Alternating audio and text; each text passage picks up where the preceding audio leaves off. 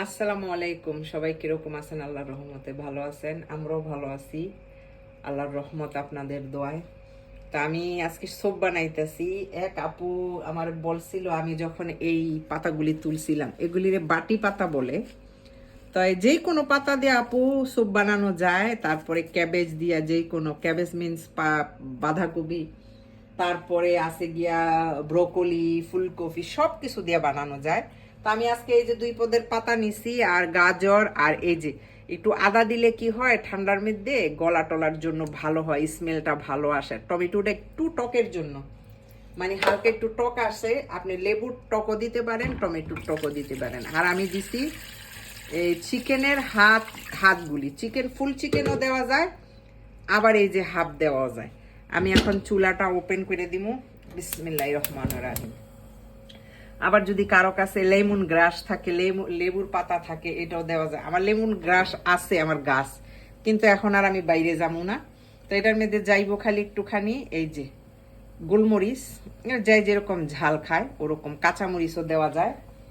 তারপরে যাইবো হইলো গিয়া একটুখানি মানে গাঢ় করার জন্য, আমি বেশি দিব না, 1 প্যাকেট এই যে নুডলস দিয়ে দিলাম। নুডলস বা মাকারানি বা পাস্তার যেটা পাস্তার ইটা থাকে, ওইটাও একটু আঠালো, মানে সোপটা একটুখানি করার জন্য, মানে গাঢ়া করার জন্য। তারপরে সোপ বানানোরও ওটস আছে, ওইটাও দেওয়া যায়। তাই দেখবেন আমার একটা সুন্দর সোপ হইব। আমি বসাইলাম, বসানোর সময় আপনাকে একটু ভিডিও করে দেখাইলাম। এখন আবার একটু লবণ দিয়ে দিমু আন্দাজ মতো। তারপরে আমি যেটা হয়ে আসলে আমি এই দোনোটা পাতা তারপরে দিয়ে দিব। তারপরে বানাই আমি আপনাদেরকে লুকটা দেখাই। এটা আমার আজকে রাতের খাবার।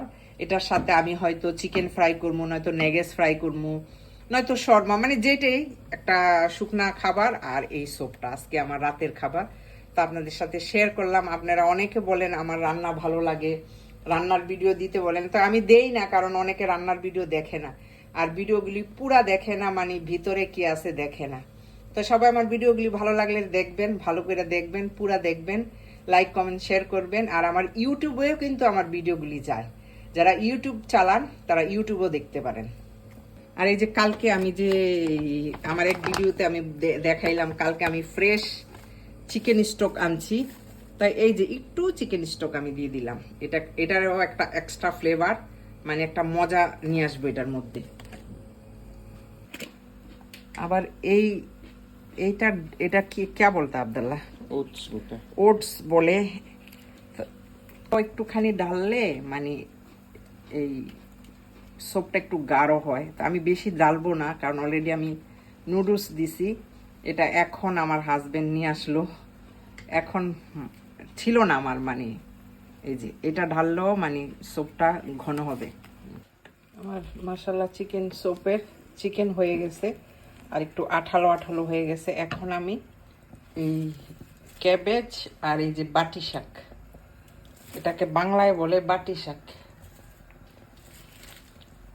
তো বাঁধাকপি আর ক্যাবেজ, এই বাটি শাক দিয়ে দিলাম।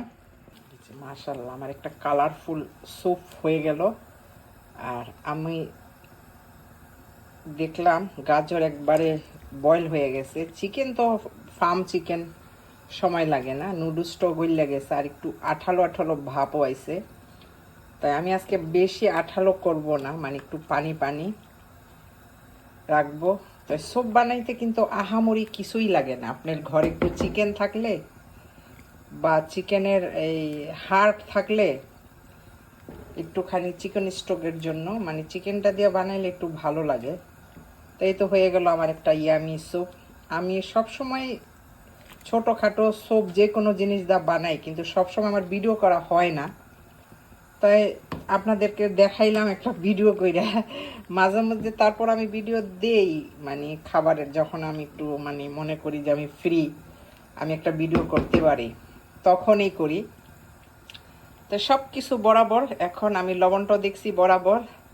রাতে যেটাই আমার স্যুপ রেডি, ইয়ামি একটা স্যুপ রেডি হয়ে গেল, হেলদি। তা আমি এই স্যুপটা আজকে বানায় আপনাকে দেখাইলাম। আমার বাহরাইনের যে ব্যাচেলার ভাইয়েরা থাকেন, আমার ছেলে মেয়ের বয়সের যারা থাকে, এরা মানে বানাইয়া খাইতে পারবেন। আর শীতের মধ্যে এরকম স্যুপ এক বাটি স্যুপ যদি রাত্রে হয় তার সাথে একটু কিছু হালকা নিলে বা না নিলেও আমি আর আমার হাজব্যান্ড এই স্যুপই খাই, মানে অন্য কিছু আমরা ভাজা পোড়া তেমন একটা খাই না, খুবই কম। আমার ছেলে মেয়ের জন্য করি। তো সবাই ভালো থাকবেন, আপনাদের জন্য মানে আমি এটা বানাই আর রেসিপি দিলাম। কিছুই লাগে না, সোপ বানাইতে কিছুই লাগে না, আরও অন্যরকম কইরা করেও আমি দিমু। তো আমার ভিডিওগুলি পুরা দেখবেন। আল্লাহ হাফেজ।